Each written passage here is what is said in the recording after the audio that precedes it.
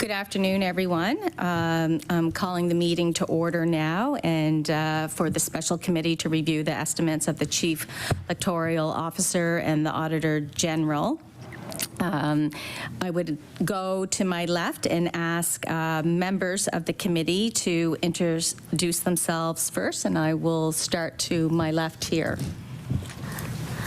Hi, I'm MLA John White for Glace Bay and Dominion. Good afternoon. I'm Danielle Barkos, MLA for Chester St. Margaret's. Good afternoon, everyone. Nolan Young, MLA for Shelburne. Good afternoon. Susan LeBlanc, MLA for Dartmouth North.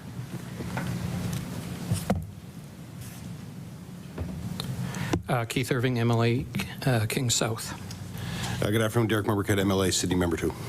And I would also like to recognize and introduce the Honorable Kelly Regan, the Chair of the Standing Committee on Public Accounts, who is entitled to attend under Section 16 of the Auditor General Act and Section 19 of the Elections Act. I also would like to bring to your attention, to the right of me, Gordon Hebb, Chief Legislative Counsel, and to my left, James Charlton, Chief Clerk. And in the audience with you, we have also Matthew Timmons, who is Director of Operational and Administration. I would like to, at this time, to invite the Chief Electoral Officer and anyone accompanying but with staff and to take a seat at the front here. And I would ask that you kindly introduce yourself and begin your presentation. I'd be happy to introduce myself. Thank you very much. I'm Dorothy Rice. I'm the Chief Electoral Officer. And beside me is... I'm Lee Chow. I'm the Chief Financial Officer, and it's my first time here. Well, we welcome you, and thank you for taking the time to be with us. Please go ahead. So Lee is going to actually give the opening remarks. Yes, thanks. Good afternoon, and thank you, Madam Chair and members, for this opportunity to present our 24-25 budget request.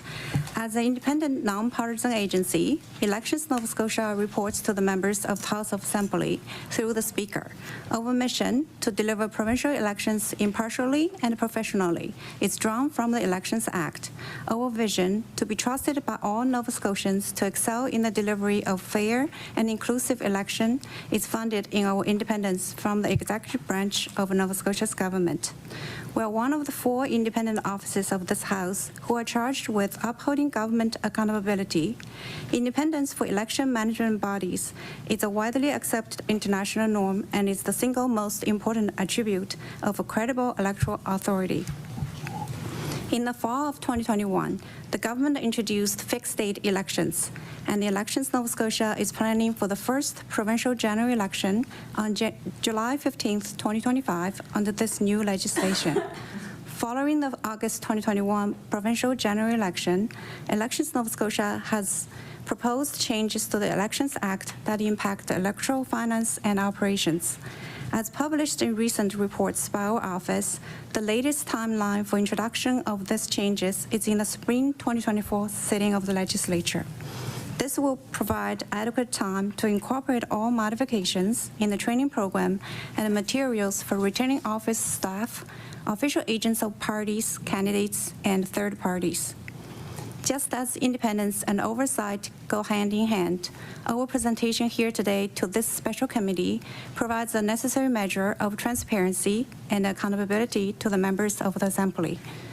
As outlined in our budget submission, an additional $5.1 million is required to fulfill our mandate compared to the budget targets received to date.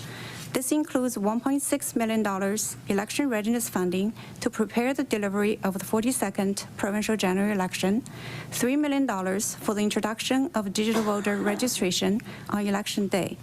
It also includes funding for a full-time outreach coordinator position to support our inclusion, diversity, equity, and accessibility programming, 1 by-election, outside legal counsel, and incremental funding required by law for registered political party annual payments. For transparency purposes, we have segregated the amounts included for each of these initiatives to ensure that you're fully informed of precisely what we intend to spend these funds on. If Finance, Treasury, and Policy Board significantly alters the amount you recommend to them today, I commit to send a report to each member of this committee summarizing the changes made. I respectfully request that you accept our budget as presented and recommend it without alteration to Finance, Treasury, and Policy Board. Thank you for the opportunity to speak today. Thank you very much. Mrs. Wright, would you like any further comments or at this point? Or Not really. We are in an election readiness year, and it's a key year for us to prepare for delivering that first fixed date election under the new legislation. So we're looking forward to the busyness of the season. Okay. Thank you very much. Just for clarification, we did, all members here did receive your package ahead of time, so I'm certainly now willing to open up for questions or comments, so we can begin. I will start to my left. Is there no questions? No questions? MLA Irving. Excuse me. Thank you very much. Thank you for your presentation. And of course, elections are very important, both to us and to the citizens, and we can be thankful that we live in Canada and not a little bit further south. So I want to thank you for your work and your diligence in advance of the next election. A couple questions. When I look back at 21-22, which was actually an election year in which we had an election in August, there was no budget approved for election preparedness. So I'm wondering, given it seems like a significant lead-in year of spending, I think it's $5 million that you suggest here, when you've not had to do that in the past, and I wondered if you could explain what you're going to do and why you feel that that is urgently to be done in this fiscal year. Ms. Rice? I can answer that, sure. So in the 2020-2021 budget, we did have $2 million allocated for election readiness. And that included, so that was the year before the fiscal year in which the election took place, yeah, which is similar to what we're asking for now. And included in that amount is the procurement of technology. All of the printed materials that we need to run an election, we have, for the 55 districts, we have 3 pallets full of materials that have to go out, of course, within hours of an election call. And it also included the hiring and training of all of the core staff that is required to run the election. So we did actually have it, but it was just in the previous fiscal year compared to the 21-22 budget. Okay, I'm not seeing it there, but I'll... It was before any of these dates are, that year wasn't presented in this package, in the 2021. I know it wasn't presented in this package. I'm looking at the budget from 2022, in which we've got the actuals of 2021. But maybe here's the main question around this. Again, the budgets from 22-23 forecasted the election that took place the previous August, so this would have been in March of 2022, that the 2021 election was $13 million. As I see it here in terms of your 2-year outlook, you're anticipating spending $21.3 million on this election, which is a 63% increase from the $13 million spent in 2021. That seems quite large.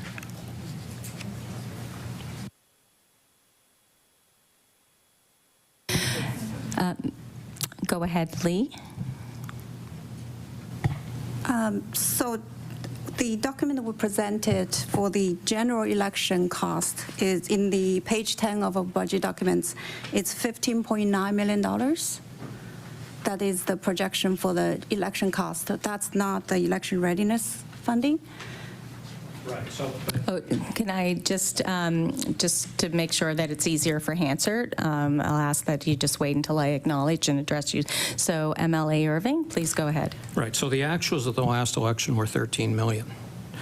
In this budget that you've presented, you want to spend $5 million this year in pre-election, and then 15.9 million next year. Go So ahead. that totals 21 million under my math, which seems like a significant or 63% increase in the cost of running an election. Could you explain to me why an election is now 63% more to run? Please go ahead, Lee. Yeah, so the last general election, election readiness funding was $2 million. And the actual cost of the election was about $30 million. And in this projection, our election readiness funding request is $1.6 million. And I'll go back to the $5 million you mentioned earlier.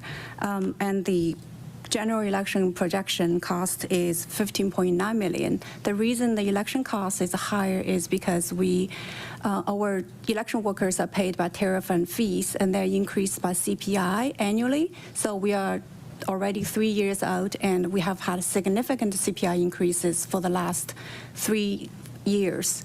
So that brings the cost up. Also, as you know, in general, inflation has gone up, so everything is going to be costing more.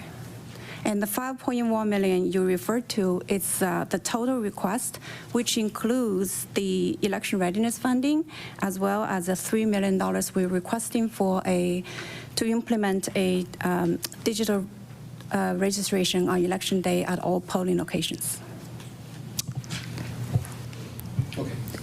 Okay. Next, I have MLA Derek Mombercat. Thank you, Madam Speaker. So I guess my question is around what happens if an election is called this year? Because that we have legislation in place that says fixed election dates, but I always like to be prepared, just in case. And my question is, are you prepared to run an election this year if one is called? Ms. Rice. So we are preparing for that July of 2025 date that is legislated, and we have no reason to believe it's going to be anything different. Should an election be called earlier than that, to be honest, we would be scrambling. We have everything prepared as far as the handbooks for the poll workers, the training materials. So we would be rolling out the election under the old legislation. We wouldn't be trying to incorporate any of the changes that we're hoping to go through in the spring sitting. So we would be able to do it. It would be a scramble, but yeah. MLA Mombercat. Yeah, thank you, Madam Speaker. And that's actually an excellent point, because you mentioned that if there was one called early, then you would have a challenge of actually being prepared for it. It would be a scramble. So I think that's important information to have. And I'll leave it there for now. I'm curious. I always want to ask that question because every jurisdiction I've seen had a fixed election date. Many of them didn't make it to the fixed election date. So thank you. Thank you for your time. Appreciate it.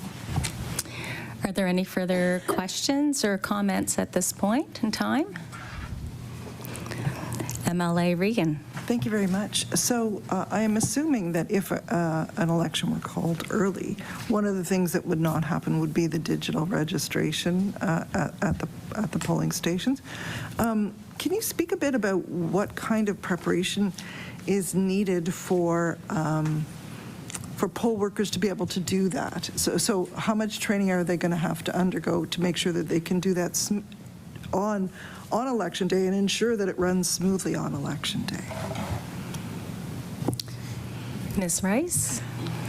So we would have to procure the hardware first off, and of course have to gear it up and commission it to be ready for that election day. We would have to create all new training materials for all the poll workers that would be delivered when they get their regular poll day training, and then they would go with it. One of the risks that we do face is the internet accessibility across the province. So each of our polling locations now in our inspection includes the access to the internet, so that would be even more crucial to have that available. And if we didn't have it available in a certain poll, then we would have to go back to the paper-based system where people would have to register using a paper system. Yeah. Ms. Regan? All of which I've been involved in a few elections over the years, not just provincially, but federally as well. So, and occasionally we have issues just finding enough workers. With the labor squeeze on now, are you looking, what do you do if you can't find enough workers, et cetera? Because sometimes we do see elections where, there are long lineups, people can't get registered, et cetera, et cetera. So I'm wondering if you could just speak about, what are the contingency plans in place for a labor shortage among poll workers? Thank you. Ms. Rice? So in the 2021 election, we felt we were afraid of that risk coming true because many of the other provinces in Canada had experienced labor shortages for poll workers. We were fortunate that we didn't actually experience that, and we anticipate that we would also at this time for 2025 that we wouldn't experience that. If the other thing that goes in our favor is that so many people are voting ahead of Election Day itself. We were at 50% in the last by-election, over 30% in the last general election of people who voted early, which kind of mitigates some of those long lineups that could be happening on Election Day. So we do have several things that are happening that will mitigate that for sure. And at the last minute, we have had to combine polls. At the last, if we are in a real labor shortage, we do hire contingency workers, spares, for Election Day. So, and we have to utilize those too. Yeah. Okay, before we wrap up, any further questions or comments? Okay, I'd like to take this opportunity. Thank you so very much for taking time to be here today. It's important work that you do, and it's good to be able to connect and listen to your comments. And so please know we do appreciate everything you do. It's again, important work. So at this point in time, I would ask that one of the members of the committee approve the estimates of the Chief Electoral Officer for the 24-25 fiscal year, and that the chair recommend the estimates to the Treasury Board for inclusion in the government's estimates. I'll look for that motion if someone would like to move that. I recognize MLA LeBlanc to move it, and I will need a seconder. I recognize MLA White to second the motion, and now I will put the motion to a vote. All those in favor of the motion, please say aye. Aye. Contrary minded, nay. Motion is carried. Thank you so much again. Okay, take care.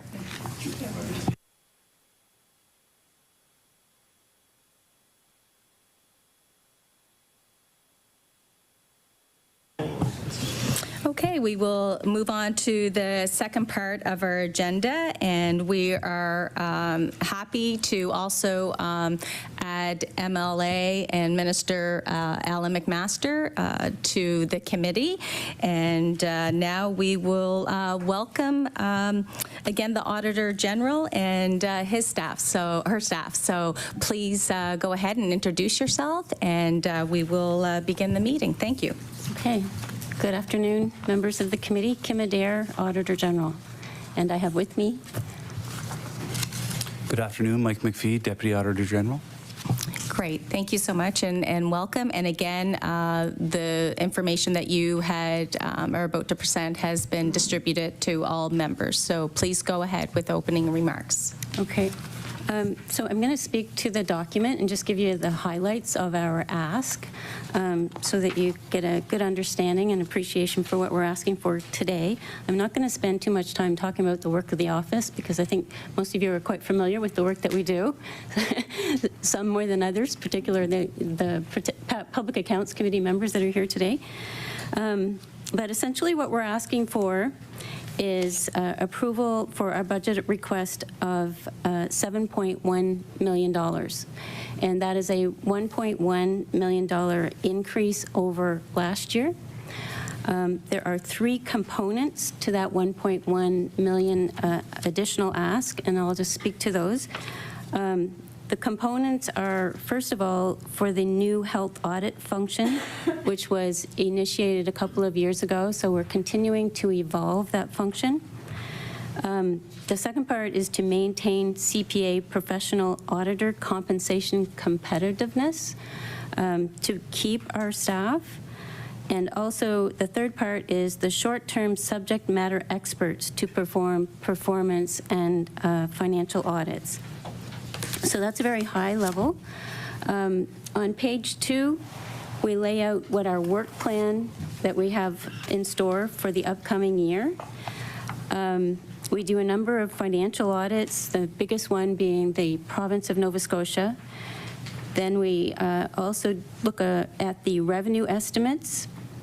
We do audit work in the House of Assembly, the Nova Scotia Health Authority, and the IWK. So those are all financial audits in nature.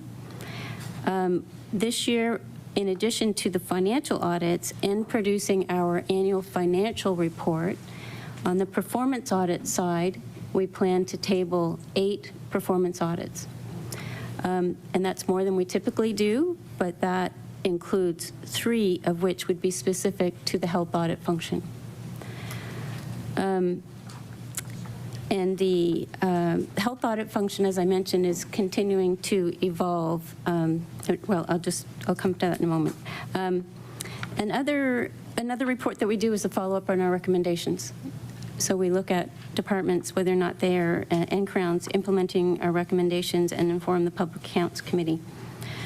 So in total, that's the annual finance report, 8 performance audits, and a follow-up report. So that's kind of the product that will be produced to Public Accounts Committee. But I also wanted to mention that we have in recent months been supporting the Public Accounts Committee more than in the past. We are doing in-camera presentations to them to prepare the committee for the public meetings that are being held on the various topics. So in addition to our Auditor General reports, we are working with the committee much more than in the past, which is an important relationship for me because the office works very closely with that committee. So that's all in our work plan that we plan to do, although it assumes that we will have this additional funding. So on page 3, I just want to add a bit more to the health audit function so that you understand how that is evolving. 2 years ago, we were given startup funding, I would call it, of $277,000. And last year, $669,000. So that adds up to $946,000. So we're just under $1 million that we have in our base now. And what we would like to do is add 3 more FTEs. So that would give us a team of 7. So we'd have an audit principal and 2 teams of 3. Roughly, it takes a team of 3 to do each performance audit. And then we are also asking for it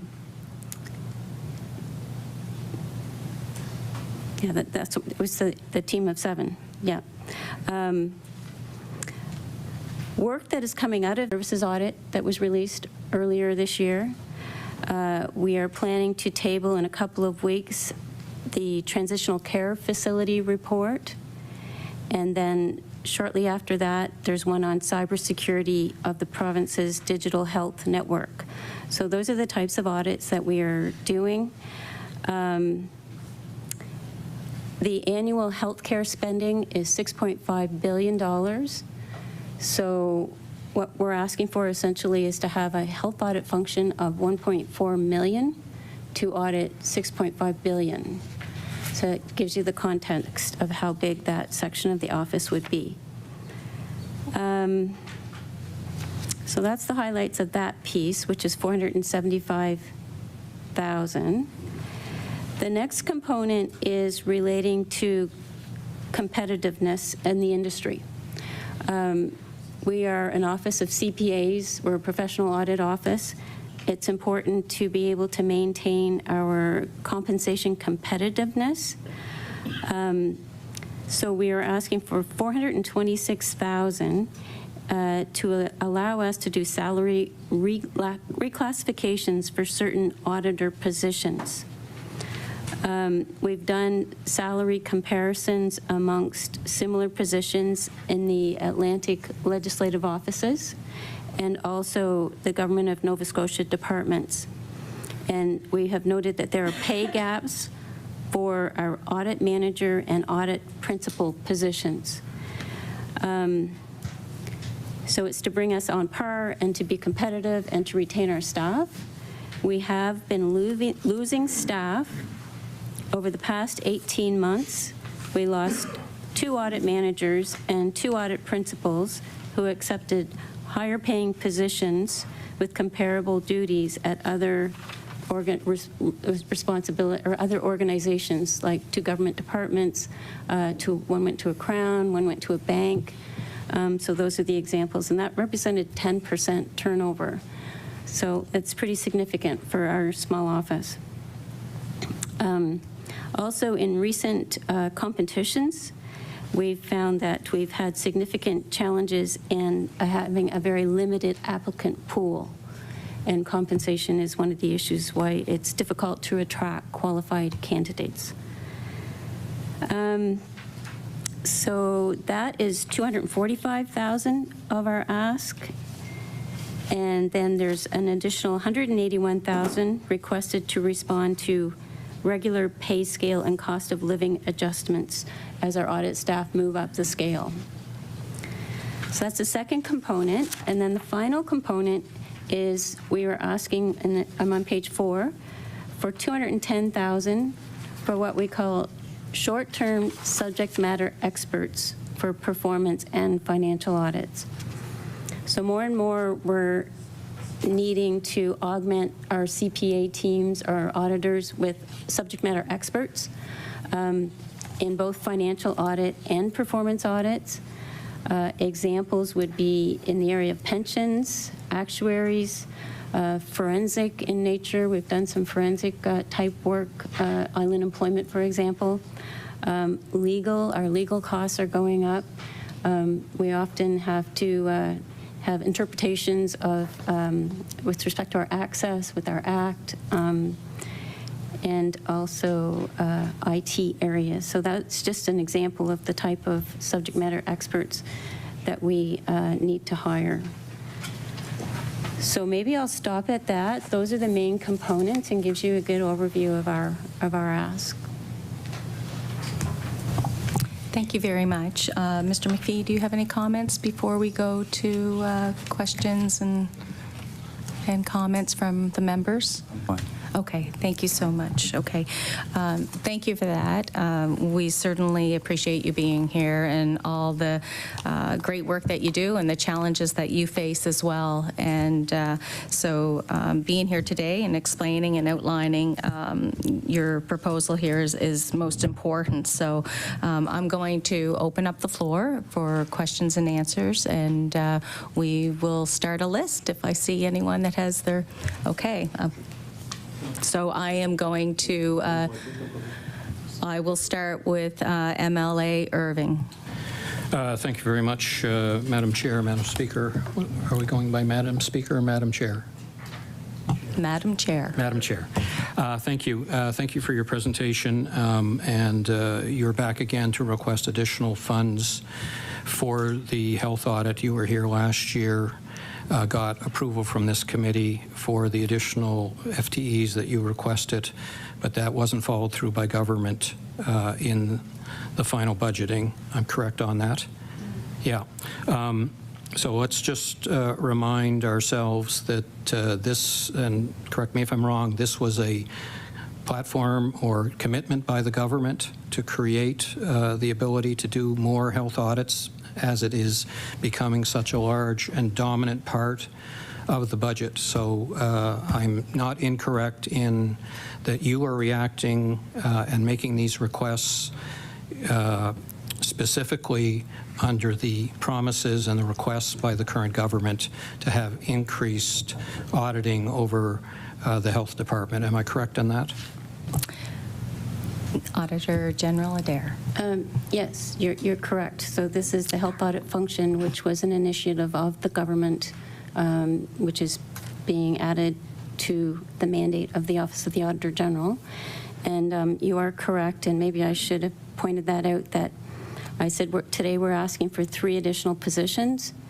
Actually, 2 of those positions we asked for last year, and it was approved by the committee, but when the estimates got finalized, they were not there. So. Thank you. Go ahead, MLA Irving. Thank you. So a quick supplementary on that. Given that your request for additional FTEs, could you perhaps comment, you're now back again asking for those plus 1 other, could you comment on how that limited your work in this past year to fulfill your obligations to do auditing on the health department? Auditor General Adair. So I would say what we need, or what I envision to be able to fully fulfill the health audit function as it has been defined in our conversations with, we've been working with the health leadership team. And in addition to performance audits on the healthcare realm, the $6.5 billion in spending envelope, there are 2 other components that we haven't been able to get to yet. And one is to weigh in on the KPIs, or the performance indicators. For example, the dashboard that the government has created. With this fully staffed division, I would see us being able to do that. And the other component was the jurisdictional comparison, to be able to say how Nova Scotia is doing in comparison to other provinces in the various health indicators. So because we have not been fully staffed and have it funded to the point that I had hoped to, but I do understand that it's got to evolve over time. I'm hoping that we get there this year. Thank you. Yeah. Thank you. MLA LeBlanc. Thanks. Yeah, I just wanted to sort of clarify, as my colleague did. So last year you asked for 3 positions, 2 positions. This committee approved it, but then it didn't come through in the estimates. But you did have 1 position, is that correct, in like doing health, in charge of health audits? Auditor Adair. Yes, actually we had 3. You had 3, okay. Because 1 was approved 2 years ago, and then we had 3 added, but we had asked for, did I get the numbers right? Go ahead. Yeah. Mr. McPhee. So in the first year of funding, we were provided 2 positions, 1.5 positions. Last year, we asked for 4 additional positions. We were funded 2 positions. So at current complement, we have 4 positions currently engaged in health audits. MLA LeBlanc. And so with those 4 people, you were able to do the 3 audits that you spoke of that are upcoming. But of course, with 7, you'd be able to do many more. Okay, yeah, I just wanted to like get my head around those numbers. I'm very much in favor of there being more people added to that team. Thank you. Any other questions? Great. Okay, MLA Momberket. So what I'm looking for kind of what the response was from the government when the request was rejected for the staff. What did your office receive at the time? Because it was approved by this committee, went to government for final budget, and then it didn't come to be. So what was the rationale that you received at the time? Auditor General Adair. So I'm still learning how the budget process works here in Nova Scotia. My understanding was we, according to our act, present to this committee, and the committee approves it. And the way I read the section of the act, once the committee approves it, it is recommended by the chair of this committee to government to put that amount into the estimates. It's actually in the document, the specific wording. This committee could alter what I'm asking for, and that's the way I interpret it, but it doesn't envision, my interpretation, that the government would then alter it. I was not asked to present to Treasury Board or anything like that to justify the reason for the budget that I was asking for. I should point out, though, that so they do give us targets like 3 years out. And so the 2 positions I'm saying we weren't given last year, they did build it in a couple of years out. But I need them to do this function. We need them now, not adding 2 more 2 years out. And the other thing that is in there 3 years out is part of the funding we have now is for consultants, health consultants, which we really need. There's $350,000, and the proposal a couple of years out is to take that from us. But I can't deal with too much today, like that's a couple of years out. I hope that we don't lose that. But yeah, all of it, there seems to be 2 processes, once presenting here and once in Treasury Board, but I can't speak to that because we're not participants in it. Yeah. MLA Irving. Ms. Adair, just one other quick question here. In your experience, when government budgets increase, and we've had substantial increases, in fact, in the last 10 years, the budgets of Nova Scotia has increased 50%. In the last year, there was $2 billion more in revenue than expected. We've talked a lot about additional appropriations. We won't get into that today. But is it fair to say that a transparent, prudent government would support the Auditor General's office in a proportional way to the growth of the budget? I mean, there is obviously the inflation things that you're bringing here, but there also have huge increased revenues and spending, and it is not unreasonable to imagine that the Auditor General's resources should be proportionate to that budget. Would you care to comment on that? Auditor General Adair. So yeah, we are definitely hit with inflationary costs and compensation increases, but I understand that, you know, all of government is faced with those challenges and dollars are tight, and I wish it worked that way. What I would say is a budget of $7 million on a provincial sort of audit universe for us, it's $15.5 billion. And that's the government departments and all the crowns. That's the consolidated financial statement. So we're asking for $7 million on a $15.5 billion audit universe. And I can give you a comparison with my colleague in Newfoundland. Their budget is $8 million, and the provincial spend is $10 billion. So just to give you some context, that I know asking for an additional $1 million sounds like a lot, but you have to put it in context. Thank you. Please go ahead, MLA Regan. Just a question about, you mentioned legal costs had been increasing. So when the AG requires legal advice, you don't go to government lawyers, right? So you have to go out and purchase them on the market. Is that correct? Auditor General Adair. Right. To maintain our independence, we have our own legal counsel, and there is a firm that we have been dealing with, and the office has historically dealt with one firm in particular, and they're especially helpful with us on many files, and we've just come from a meeting where we had to have them with us, and it's expensive. Yeah. MLA Momberket. So just back to the conversation around you came here, we approved, you never got to Treasury Board to make that presentation. Were you actually denied by Treasury Board to come in and make that? Did you make an official request, and then did Treasury Board say no to that request? Mr. McPhee?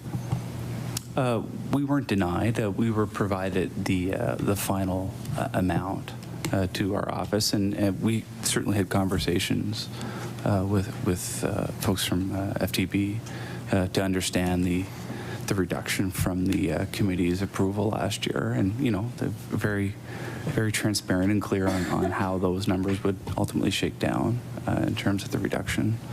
But we didn't petition overtly to make a case to Finance and Treasury Board last year. MLA Mumbercat. Thank you. As a former member of the Treasury Board back in the day, I would encourage you to do that. And I think it's important that you actually get in front of Treasury Board to make those presentations. And I hope that they would accept that invitation for you to do that. That's just so the board itself can see what we see. What the presentations that we receive here are very important. You know, I've learned a lot just by being on this committee and interacting with your office probably more now than I ever have. I think it's important for the people ultimately that are going to be making those decisions around that they should be welcoming you in, especially when you have an additional request and why you're asking for. Thank you, Madam Speaker, Chair. Thank you. Any further questions from the members? No. Thank you. Any closing comments? Go ahead, Auditor. Thank you for the opportunity and the exchange and the good questions. So thank you. Well, thank you. Thank you for all the work that you do. We appreciate being here today and your request. And I would, at this point, ask that there be someone, a member of the special committee, to make a motion to approve the estimates of the Office of the Auditor General for the 2024-25 fiscal year, and that the chair will recommend the estimates to the Treasury Board for inclusion in the government's estimates. And so I'm looking for someone to move that. MLA LeBlanc, and of course I will need a seconder. And I have a seconder with MLA Irving. So therefore, at this point in time, I will put that motion to a vote. So all in favor? We have a recorded vote. We will take a few minutes to set up for a recorded vote. Please stay. No setup needed. I'm thinking that I'm in the chamber. Okay. So at this point, I will turn it over to the clerk, James Charlton. Okay. MLA White? Yes. MLA Barkhouse? Yes. MLA McMaster? As we're also deliberating at Treasury Board, and I'm a member of that, I will abstain from this vote. MLA Young? Yes. MLA LeBlanc? Yes. MLA Irving? Yes. And MLA Mumbercat? Yes. And because this is a committee, I will be, I believe, asking the chair, hang on, wait. Chairperson committee? Only if there's a tie. That completes the recorded vote. And the result is 6 in favor and none against. 6 in favor, none against. Again, thank you for being here. Much appreciated. Take care. Okay. At this point in time, I just want to remind everyone we will be moving into our House of Assembly Management Commission meeting. Thank you to MLA Honorable Kelly Regan for being here. And we'll just take a few minutes of pause to prepare ourselves for the next meeting. So thank you.